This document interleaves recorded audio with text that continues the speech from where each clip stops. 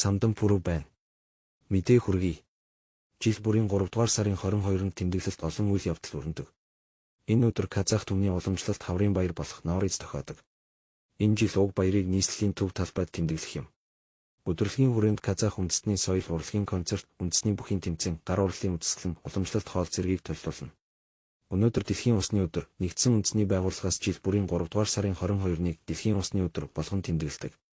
Энэ өдрийг тохиолдуулан манай улсад усны нөөц хамгаалалтай холбоотой төрөл бүрийн арга хэмжээ зохион байгуулагддаг. Манай улс усны нөөц багтай, хуурай уур амьсгалтай тул усны хомсдол эрсдэлтэй. Хүн амын 50% нь газрын доорх усыг ундан хэрэглэдэг.